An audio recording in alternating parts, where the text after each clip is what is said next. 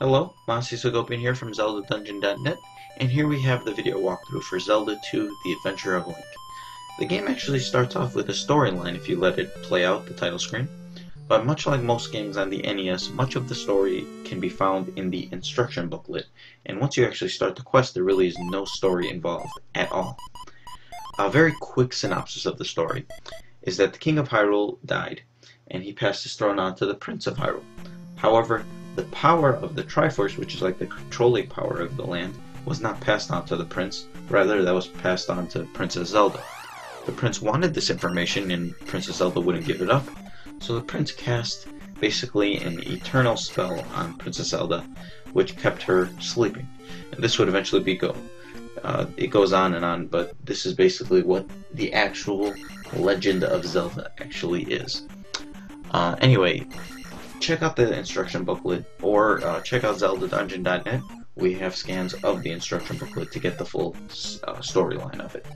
There's also a side story though, where Ganon, who died in the original Legend of Zelda, is now trying to be revived by his minions, who still are around the land. But in order to do so, they must kill Link and sprinkle his blood on the ashes of Ganon, and this will revive them. So basically there's the two stories. Link is trying to awaken Princess Zelda, while Ganon's minions are trying to kill Link. Zelda 2, while it was only the second Zelda game ever to be released, is drastically different when looked back in retrospective to most of the Zelda games, because for one, it's a side-scrolling RPG that uses a level-up system rather than the classic battle scheme. And a lot of people dislike this system.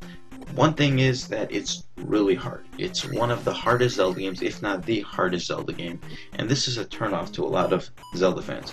You gotta keep in mind though, back in the NES era, a lot of games were really hard, and I think this game was not really that much harder than what most games we were accustomed to. So,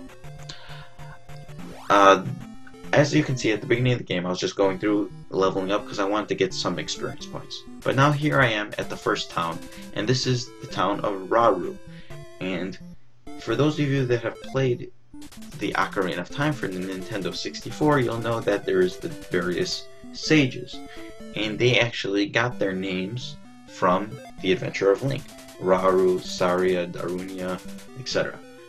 While if you're more of a timeline theorist, you'll probably say that Ocarina of Time came first, and the towns in Adventure of Link are named after the sages. Either way, this came in chronological order of game release, while that came in more timeline order.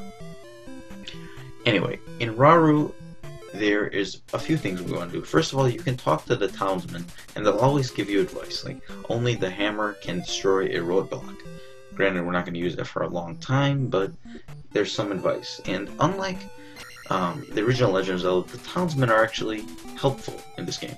And here we have a woman that says, "Talk with my father before you leave town." And every single town, basically, has a wise man. And in some, it's simple, you just walk into the town and you go and talk to him. But in others, you actually have to do things in order to reach the wise man. But these wise men will teach you various spells that you will learn. And this game actually, there's three things at the top. You see at the top left, you see sword, then magic, then life. So this game uses a lot of magic. And here we have our first magic spell, which is the shield. And as you might expect, the shield does exactly what you would think it does. It shields you, it increases your armor. But it's only temporary.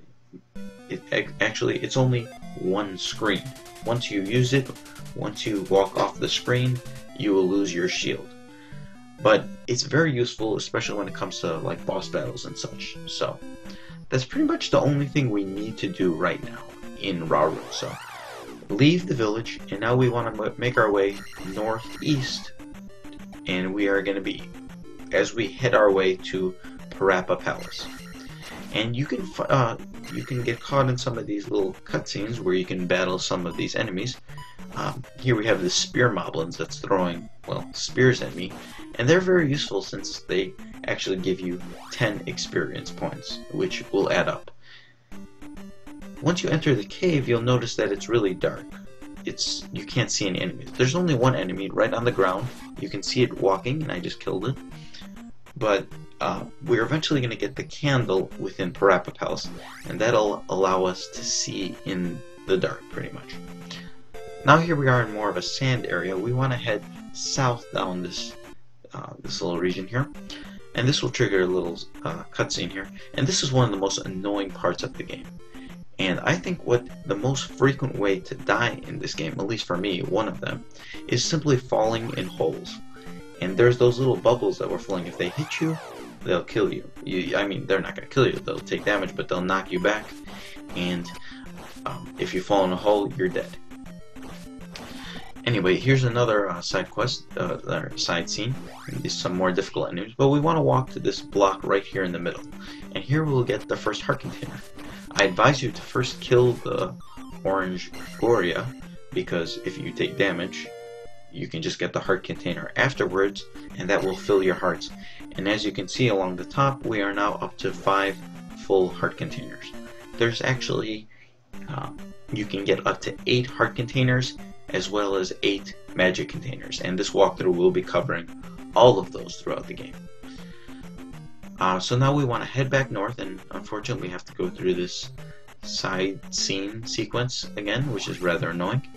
And now we are going to make our way up north to the first palace, which is Parappa Palace. And that will pretty much conclude this section. Join me for the next part of Chapter 1, where we will tackle Parappa Palace.